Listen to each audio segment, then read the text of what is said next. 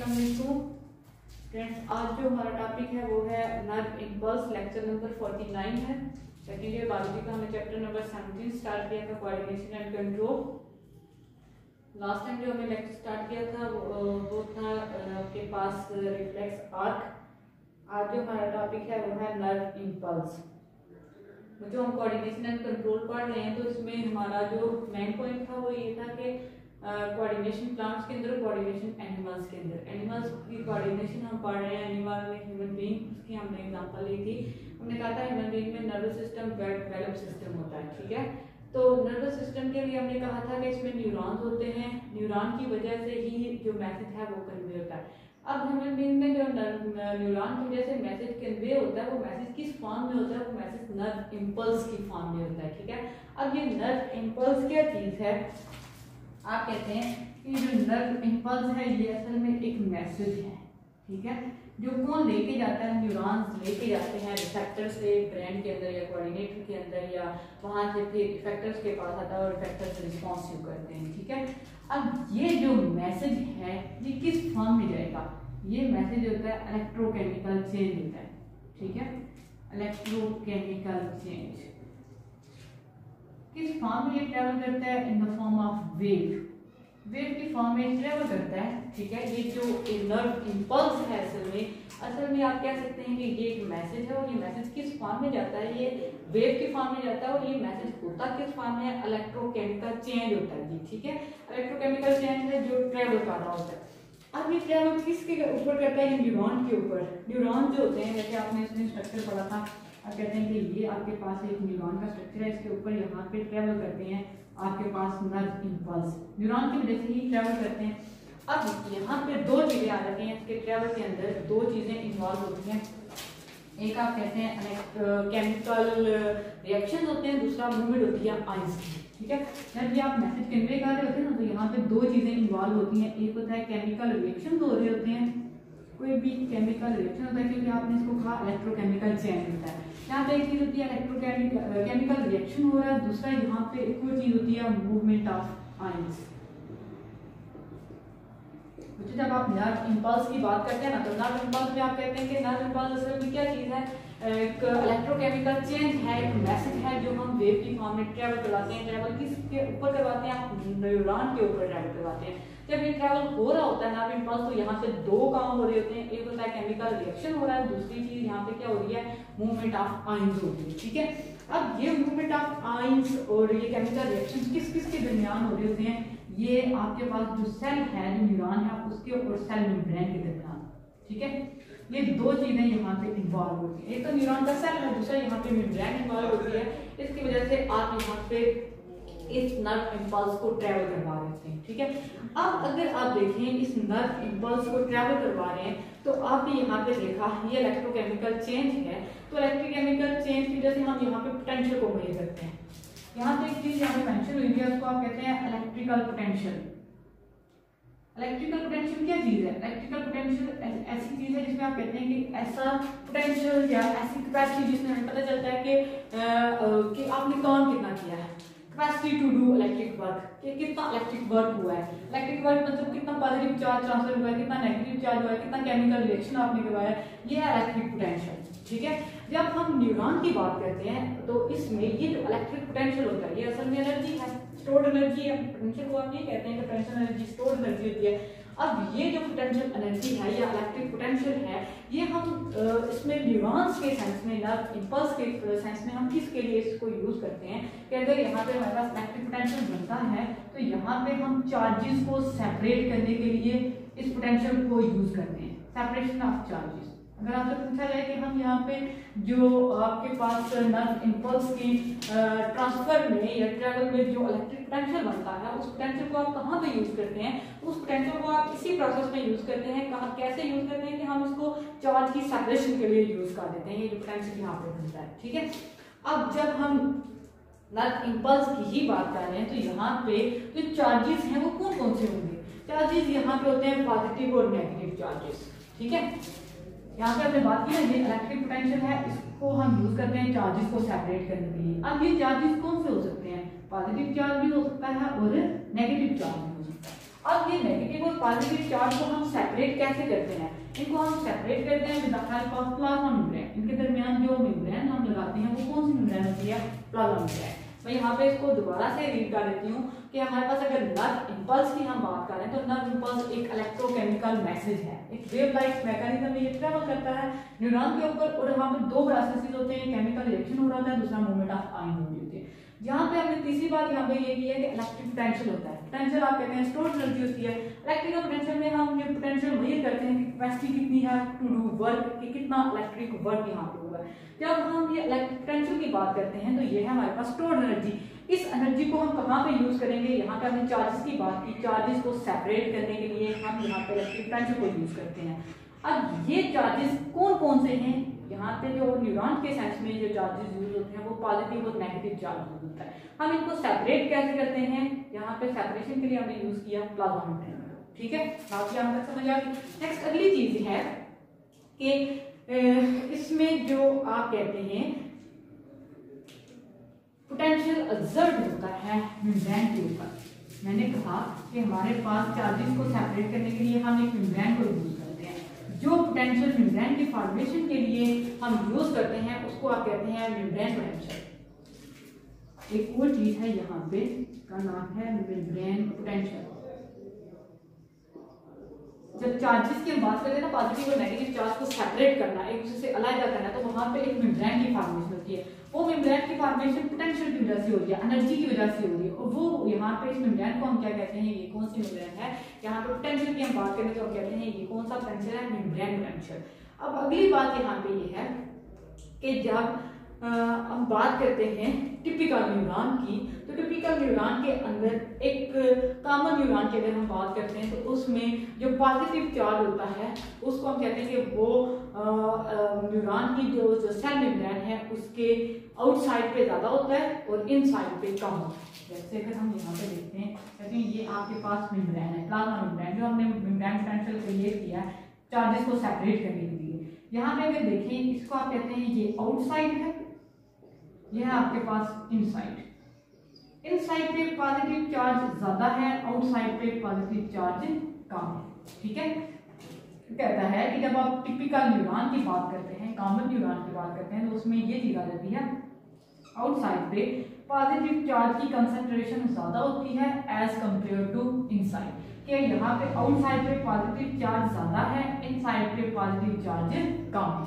ठीक है, जो टिपिकल न्यूरॉन की आप बात करते हैं, ये जो डिफरेंस आता है जिसमें आउटर और इनर सरफेस में न्यूरॉन को आप कंडक्ट नहीं करवा सकते, जिसमें आउटसाइड पे पॉजिटिव चार्ज ज्यादा है, इनसाइड पे पॉजिटिव चार्ज कम है, इसको आप कहते हैं, ये जो कंडीशन होती है इसको आप कहते हैं resting membrane potential. Resting membrane potential ऐसी कंडीशन जिसमें आपके पास पॉजिटिव और नेगेटिव, जो आपके पास एक ही आप बात करें कि पॉजिटिव चार्ज की आप बात करें तो वो आउटसाइड से ज्यादा है, इनसाइड से पॉजिटिव चार्ज कम है, इसको आप कहते हैं रेस्टिंग मेम्ब्रेन पोटेंशियल। अब इस रेस्टिंग मेम्ब्रेन पोटेंशियल के लिए कुछ फैक्टर्स हैं जो इन्वॉल्व होते हैं, जैसे ये आप कह सकते हैं रेस्टिंग मेम्ब्रेन पोटेंशियल कॉज होता है।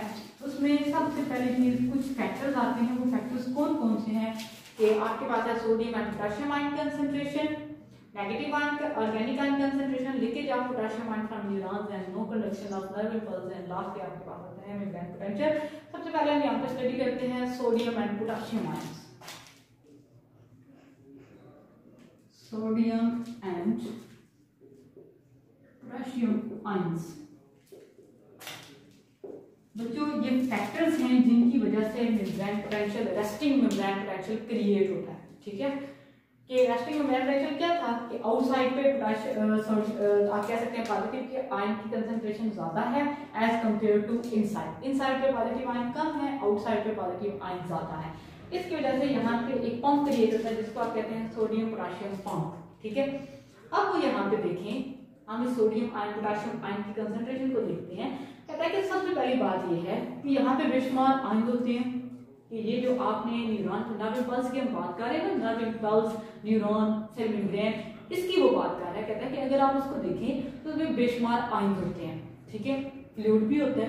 इसमें देखें कि अगर आपके पास, फर्ज करें मैं कहती हूँ कि ये आपके पास एक सर्फेस है जिसकी हम बात कर रहे हैं, ठीक है, कोई सर्फेस है जिसकी हम बात कर रहे हैं, ये इसका है आउटसाइड, ये है इसका इनसाइड।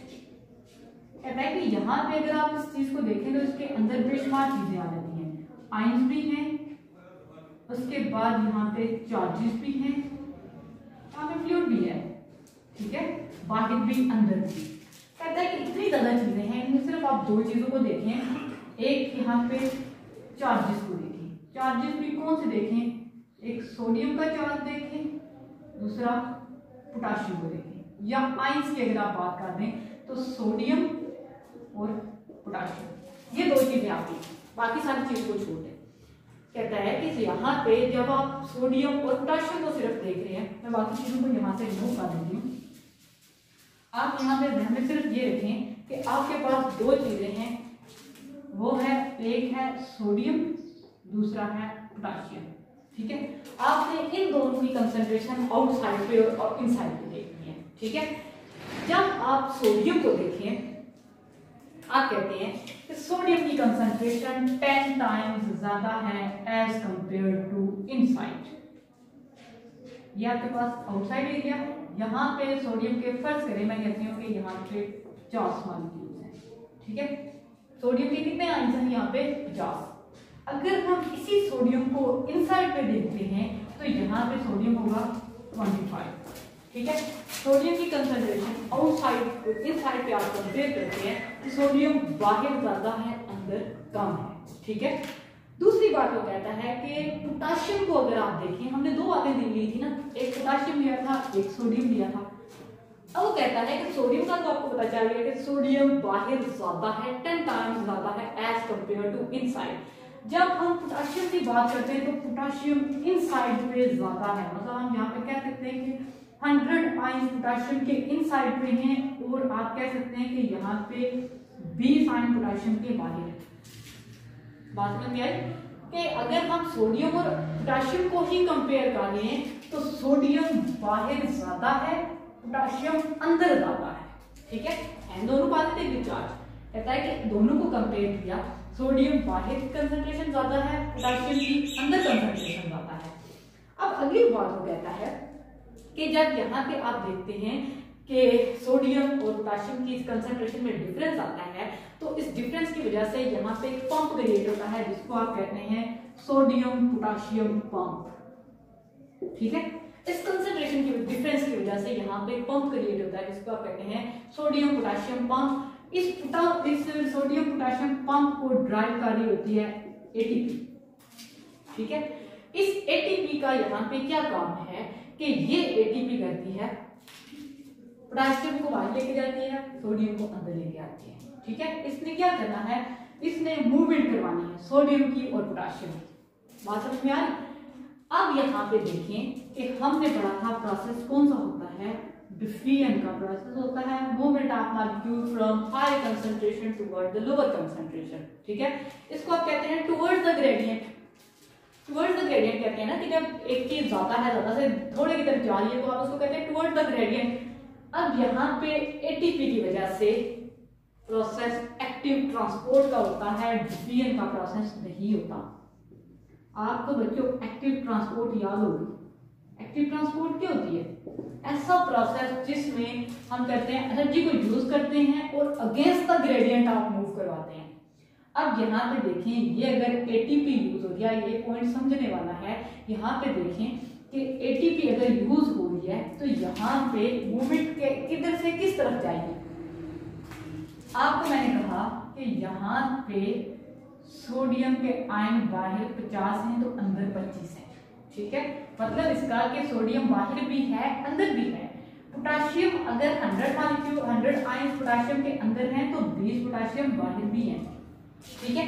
अब यहाँ पे देखें कि ये 25 में से 5 मॉलिक्यूल्स और बाहर की तरफ मूव कर रहे हैं, ठीक है। यहाँ पे देखें from lower concentration towards higher concentration.